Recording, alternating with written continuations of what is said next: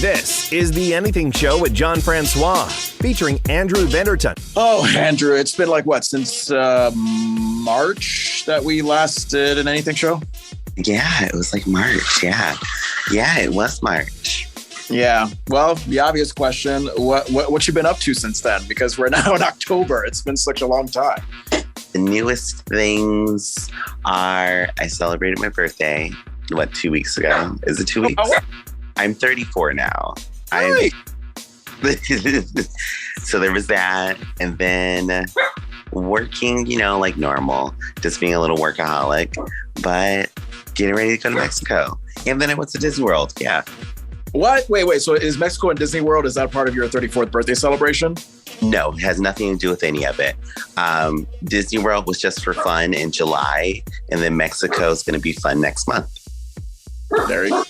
And now I follow a Disney World Facebook group about like tips and tricks to navigate it, because it can be a stressful thing, especially for adults who really don't want to deal with like all the rabid, energetic kids out there. I mean, do you have a set agenda for when you go to Disney World? No. It's pointless to have a set agenda. You'll only agitate yourself and be frustrated the entire time that you're there, because your agenda doesn't include the hour or 2 hour or 3 hour wait in lines. So it doesn't make sense to make an agenda. Yeah. And same for Mexico. You're going to be as spontaneous there too. Oh, in Mexico, everybody better leave me alone. That's vacation. I be by myself, just chilling, relaxing. That's it. My aunt, uncle, and cousins, and I think my brother, they went to Mexico not too long ago, and they showed me some great pictures. All I remember was that the water there, so beautifully blue. It is beautiful. So there you go. So I hope you have a great time for Mexico and Disney World. I guess for anybody who cares, I'll make it short and sweet as to what has happened since we left back in March. So the reason why I decided to take a hiatus from the show back in March was because I decided to abruptly quit this full-time radio gig in Vermont at the time that I had been working at for like 3.5 years, and it was toxic beyond any means. And I just had a rage quit day where I just decided I had enough, and I was just going through a lot of emotional roller coastering, trying to figure out what happens next. Thankfully, I had another part-time radio gig in Vermont to just kind of keep me polished in that area. I guess in the sort of true fashion of people reflecting on their lives during the pandemic, I just had a moment where I thought, wow, I have been burning myself out between my radio work and the podcast work, and something's got to give. And the podcast, while it's been fun, it also has been a lot of work for not full-time money. So I just decided, we had to take a break. And during the course of that break, I had a temp job that I was working at. It was like some kind of receptionist thing. And eventually I made my way back to a full-time radio gig in upstate New York, which is where I live now. Andrew, you also live in upstate New York, but we're not that close. I know I'm in Albany and you're in Rochester. So how many hours apart is that? About a 2-hour drive or so, maybe like 2 hours and 30 minutes. You're in the medium apple. You're not in the big apple yet. You're like medium apple. I'm more in the like fell on the floor apple area. So you're not that far. Yeah. I mean, we're about like 3 hours, not even 3 hours, maybe a little shorter than 3 hours from New York City. So that's nice if I ever wanted to take a drive there, which I don't know. I mean, it's New York City, so we all know how crowded and stressful that can be. I mean, I'm glad. I mean, I've been in this full-time radio gig here in upstate New York since late July, early August. It's been such a great time. A couple of developments in my personal life ever since we last met for the Anything Show back in March, Andrew. One is I got engaged to, I know, right? Yeah. My girlfriend, what was my girlfriend back in March is now my fiance, Tony. So we got engaged back in September, and now we're in the process of trying to get a house and hopefully getting married next year. And unfortunately, I had to put my dog Buddy down. Yeah, I know. Yeah, and it was for the best. It was a decision that was not easy, but to put it simply, the guy was suffering for the 4 years that I had him, and I just had to make a decision that was best for him. And while I am sad, I am also happy that he is finally at peace. He was a big part of the podcast. He was like, if anybody knows the sort of poster, the sort of logo, the sort of picture of me and a dog in the background, that dog is Buddy. So, he's been a big part of my life, and now, he's resting peacefully. He crossed the Rainbow Bridge, and we move on, and hopefully I'll have another companion by my side that I can call my own.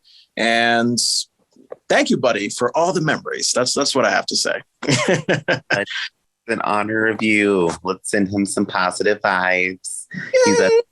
He's been peeing on fire hydrants and chasing Melman. Exactly. Yeah, no, man. I mean, we made sure that his last day was happy with just unhealthy fast food, cupcakes, and a trip to one of his favorite areas in Vermont, Dog Mountain. So I think he got the happiness that he deserved before he left.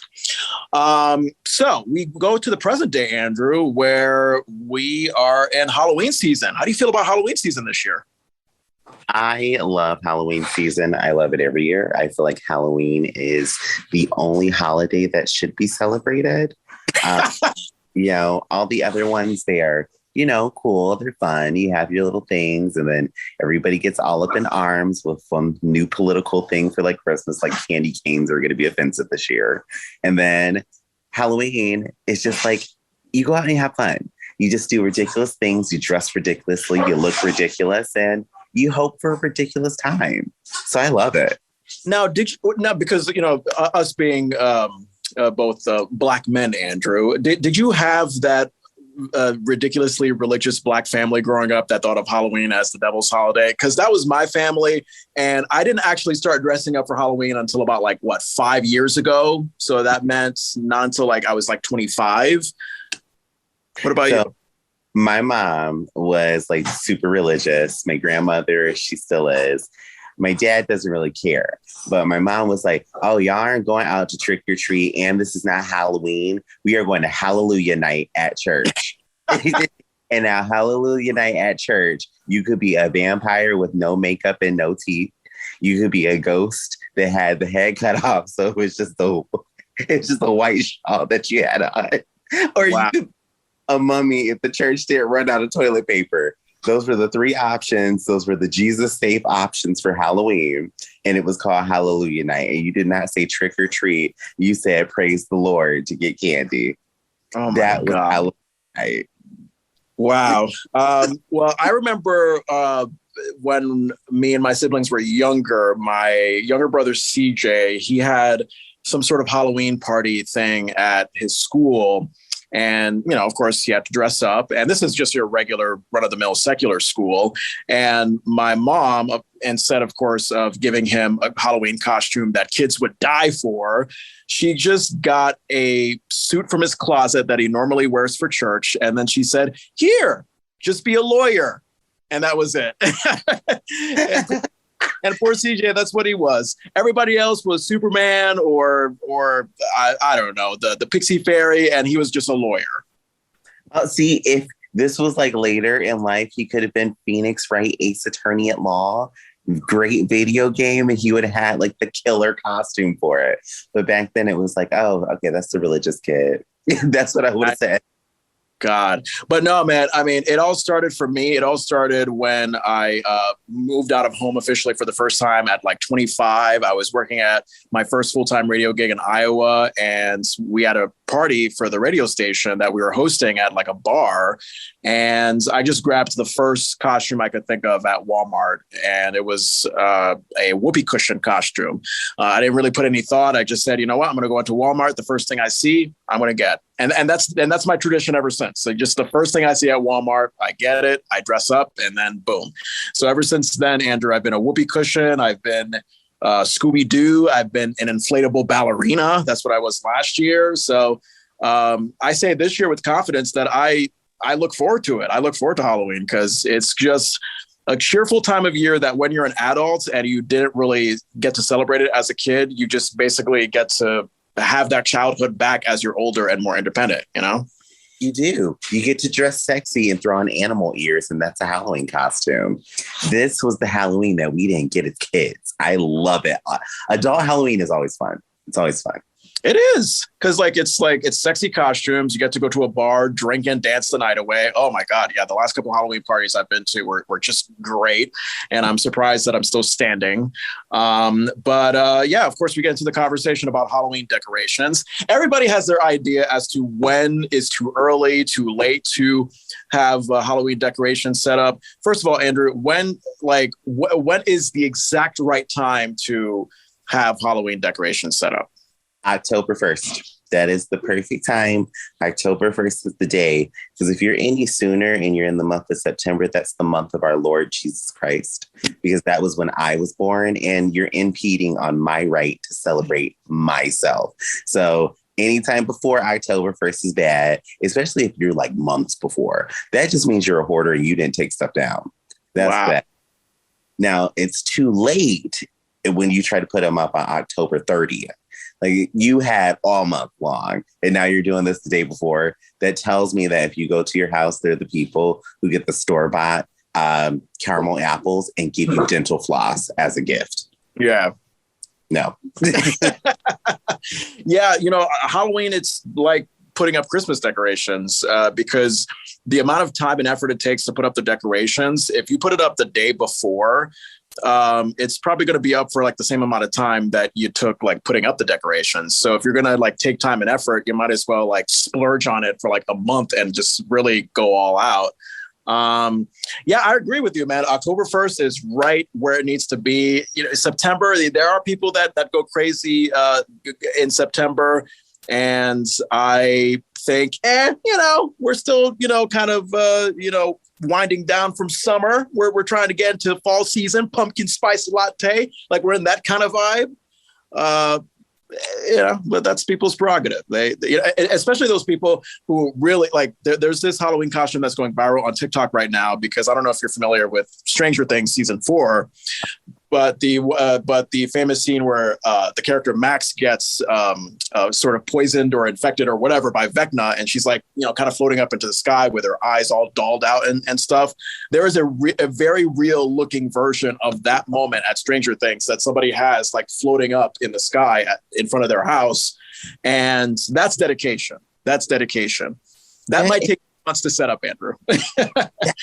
Do you remember last year when people were like busting each other in the head to get to Home Depot for the giant skeleton decoration? It was just like a hard decoration. People were literally busting people in the head, fighting for this thing. And it's like, okay, I can see why for the Vecna thing. I can't see why for this giant skeleton. But I do think that's pretty cool. Yeah, I think it was it like a giant skeleton that was like hugging the house or something like that? It was like really out there. Yeah, it was like hugging your house. It took like 4 hours to put together. And I just remember watching one video on All Places, World Star Hip Hop, Classy News. And this girl was like beating up this other woman to grab one of the boxes for the thing. And I'm like, what is happening here? Happily, though, some guy swooped in and stole all of it from both of them. So I wasn't mad. There you go. And the worst thing, though, when you talk about Halloween decorations being put up a little bit too early, but what I'm seeing at places like, say, Walmart is like, you'll have the Halloween decorations on this aisle, and the next aisle, you'll have the Christmas decorations. And I'm like, no. One holiday at a time. We need one at a time. And I really do feel sorry for Thanksgiving, because Thanksgiving, they never get like a moment where it's like, oh, these are the Thanksgiving decorations. It's kind of like you just find them on end caps of the aisle, like, oh, here's a turkey thing, or here's that weird thing that they have on the table that has the corn in it. And it's like, can we get some fun like Thanksgiving stuff? Yeah.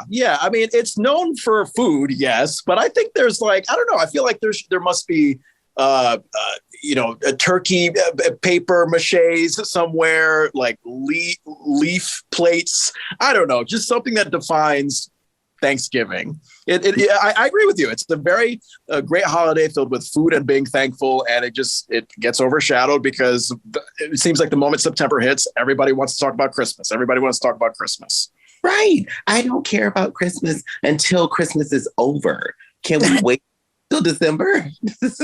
You know what? And a good idea to not care about Christmas until Christmas is over, because that's when you get the great sales. You know, that's where it's like 75% off this item that otherwise would have been like $500. Yes, it's like, get this new TV on Christmas Day because nobody's gonna buy it now for $100. And I'm like, I'll be there. Give it to me. Have you actually tried to give family members gifts after Christmas just because it saves a lot of money? I don't give gifts. Oh yeah, I forgot. Gifts cause me so much anxiety. Like I'm like, oh, like I feel like I'm losing it if I have to go gift shopping. So it's hard for me. Yeah. Well, you know, here we are. We're talking about like, oh, Christmas is celebrated too early, and here we're talking about it as if it's being celebrated now. So Halloween. So do you have your decorations up at your place in Rochester already?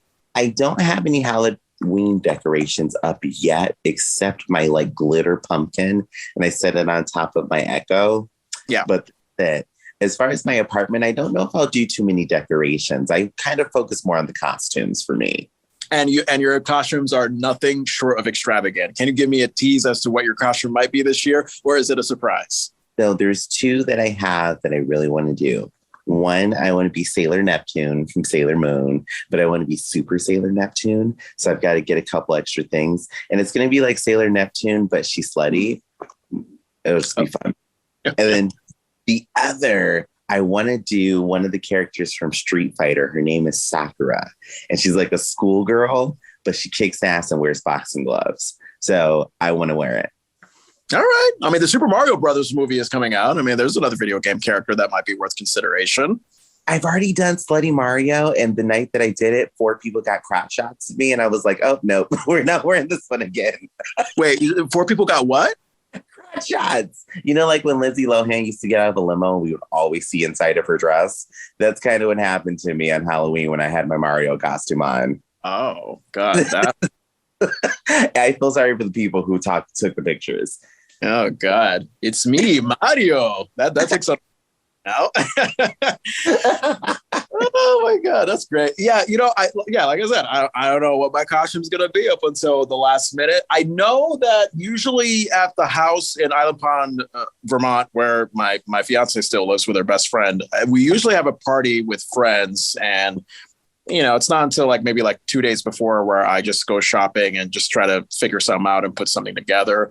But guarantee whatever costume is going to be for that party will be the costume that I will wear for any Halloween event that I attend this year, especially a local bar in Vermont where they always have a great Halloween party. I tend to, you know, just kind of save myself some money and time by, you know, my inflatable ballerina costume was the greatest thing last year, Andrew. Honestly, the amount of people wanting to dance with me and kind of grope me in a very enjoyable way. I was like, wow, I'm a taken man, but this is a great night.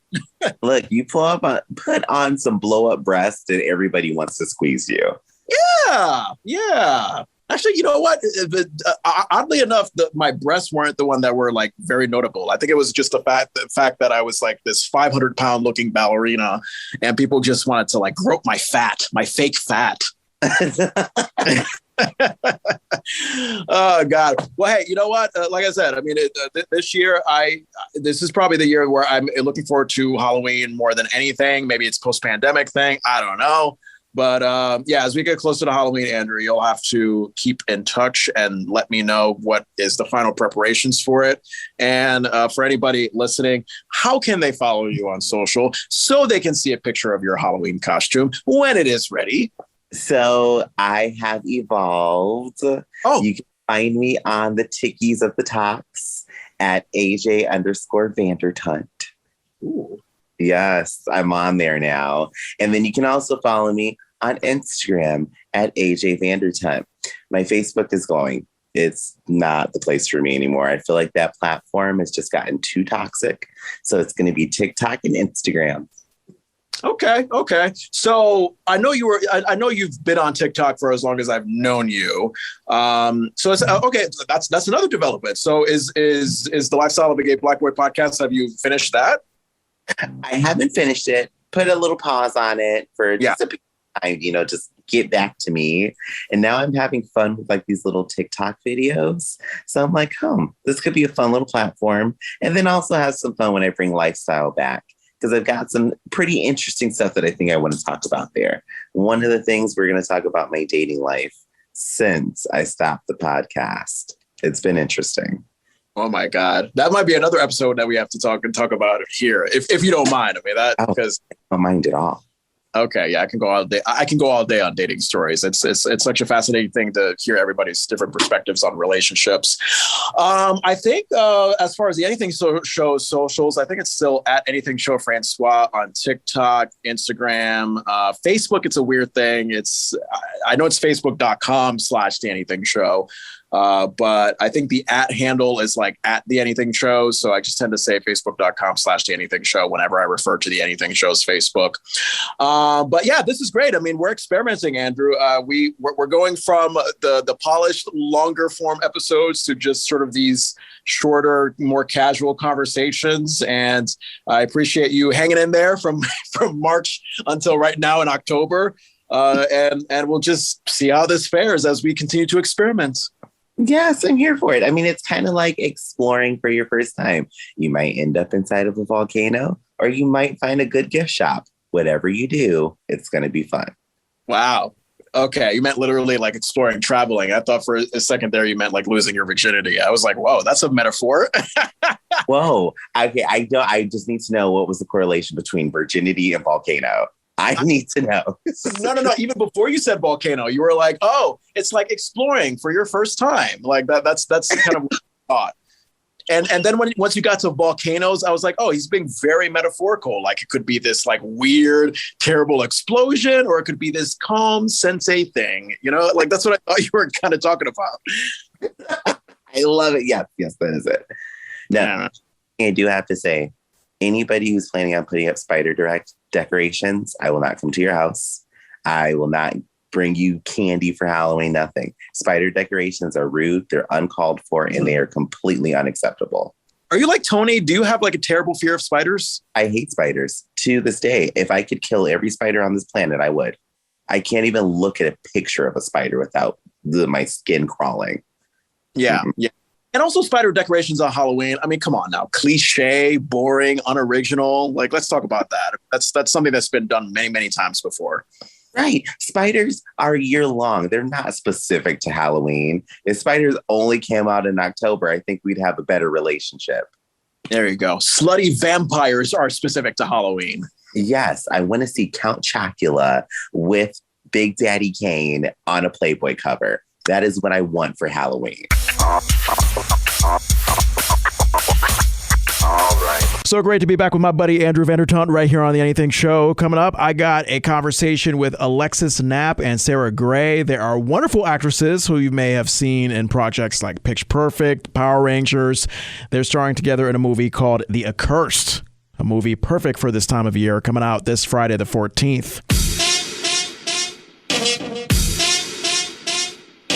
I think Alexis just slipped away, but she'll come back any minute. Hi, I'm back. Okay. Okay. Just in time. So I love your guys' movie, The Accursed. And since, we're talking about a movie about a woman who just, kind of does a favor for a family friend, spends a few days looking after an elderly woman in a cabin. And then, of course, things are not what they seem. Just like this movie, have any of you, experienced, hallucinations, moments where you're just seeing what you're not quite supposed to see in reality? On drugs or sober? Both. Eye-opening enhancements will open the eyes. I've definitely, I just thought of being haunted. So I was in my room and my closet door just kind of swung open on its own. And then I also saw my headband skirt to the left. So whether that was a haunting or hallucination, I don't know. But how did you react to that? It was pretty. I screamed. Physical. I screamed for sure. I was terrified. Oh my goodness! Did you ever get down to the bottom of it? Maybe a sibling was trying to creep you out or something. No. But eventually we moved. So probably. I was going to ask that. Yep. Yeah. Probably safe to say that house was a little bit haunted. Yeah. What city was that in? Nanaimo is the city I was born in. Yeah. What state is that? It's in. So I'm from Canada, British Columbia. Oh my God. It's near Vancouver. It's on Vancouver Island. I grew up Okay. I didn't know that. That's awesome. I love Canadians. All right. Anyway. Yeah, Alexis, I agree with you. Yeah, I mean, I used to live in Vermont for a few years, so Canada was like 2 minutes away from us, and you know, the amount of fun that you could have there is just endless. So Sarah, were you like in the woodsy part of Canada? Definitely. There's a lot of green trees, a lot of forest, which I loved. It's absolutely stunning there. Do you miss that? Because I feel like there's both a peacefulness about that kind of living, and also maybe a creepiness to it that maybe you might not get quite so much in a city like Los Angeles. Definitely. I mean, you know, I didn't even know how lucky I was growing up with the mountains and the nature there. It was just so beautiful. But I got kind of sick of, it's kind of like where I'm from, it's kind of like England weather. It's just like a lot of gray days, a lot of rain. So I was excited to get to the sun. And now that I'm here, I'm really craving fall and seasons. So yeah, I'm back for a visit soon. I want to come. Yeah, come with me. Is it misty where you are right now? Because it's like foggy, gray, and misty right now, and it's heaven. Yeah, no, it is. I'm happy. I'm definitely happy for Oh, this. sweet. Yeah, that's awesome. Hey, so, you know, kind of like what we're seeing in this film with demonic presence and whatnot. I mean, do either of you believe in ghosts, demons, exorcisms and whatnot? I mean, I'm pretty sure you've been asked that before, but I'm just curious. I don't believe it in the Christian sense, but I do believe in spirits, entities. What do you mean by the Christian side? Like, I don't believe in like the devil and hell and shit like that. We believe in negative energy and positive energy, and those patterns having imprints, you could say. And like if a person has unresolved stuff when they die, maybe being stuck on earth for a little while until it resolves. I definitely believe in that. Yeah, what about you? Yeah, go ahead. Yeah. I believe in energy. I believe in spirits. Just because, you know, you can feel it sometimes when you're in a place and you just feel like you're being watched and you can't shake it, or the things that I've experienced, like with the things moving, you know, it's hard not to believe that there could be something. I think there's just so much that we don't know for sure. There's a whole other side of things. And yeah. Gotta stay open and curious, you know? Yeah. Not be so sure of ourselves. Like, I used to be atheist, so I know what it's like. Oh, what makes you change atheist to being spiritual? Oh, you want to know about my spiritual awakening story, man? Why not? I had a grand epiphany when I was like 23, and I just correlated. And in short, I realized that science and spirituality are two things of the same that have been segregated by man. And they're just at opposite ends of a spectrum that we created, but they're not opposite at all. They are the same. That was part of my epiphany, in short. Okay. And what about you, Sarah? What? Yeah, I mean, I was never atheist, but I grew up in a spiritual family, so I've always been around that, and I still agree, you know, like I can't say anything for sure, but I do believe, yeah.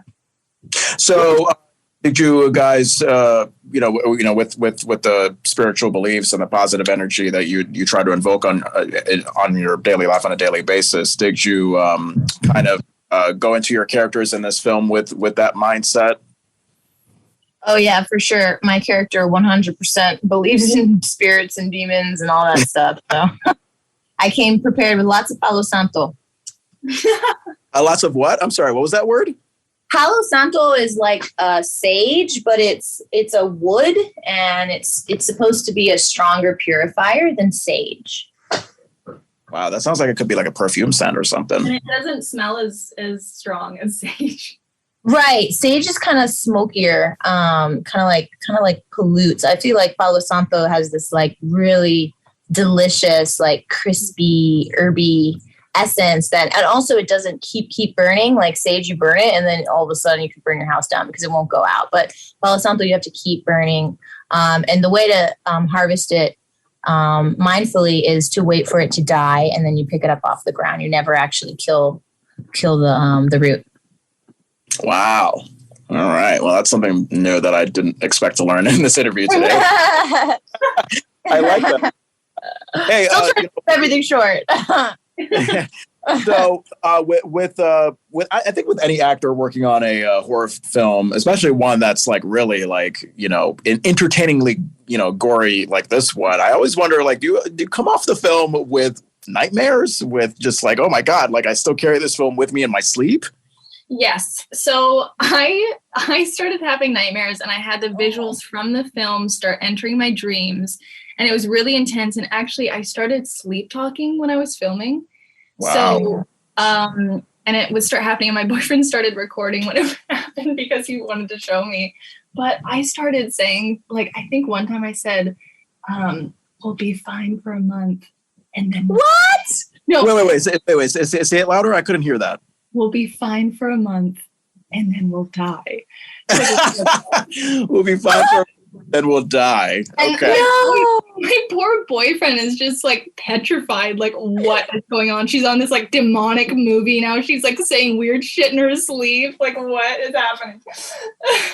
Wow. He's a Scorpio, so you can handle that shit. True. Or you should be able to. That's crazy, Sarah. Oh my god. Oh, I know. Sorry you're having those nightmares. I personally wasn't having like any cannabis at night to help me go to sleep. Sometimes I'm very high energy, and sometimes I use that plus like melatonin, CBD, just to knock me out. And I purposefully wasn't doing it because it makes you more sensitive and maybe sometimes paranoid. And like there was too much darkness going on during set, the storyline alone. So yeah, that was pretty good. Wow. So Sarah, but Sarah had the worst stuff to do. I mean, she, it makes sense that it was haunting you. I'm sorry. Yeah, because on the one, like, through that, sleep talking, you're talking about the end of your relationship. But on the other hand, it's like, oh, we're going to end our relationship. And also both of us are just going to literally pass out and die and just never come back. No, they're still together, right, Sarah? No, we're still kicking it. So that's right. Yeah. Oh boy. They can survive the Accursed. They can survive anything. Right. I love it. Well, the new film Accursed, Alexis Knapp and Sarah Gray, thank you so much for joining me.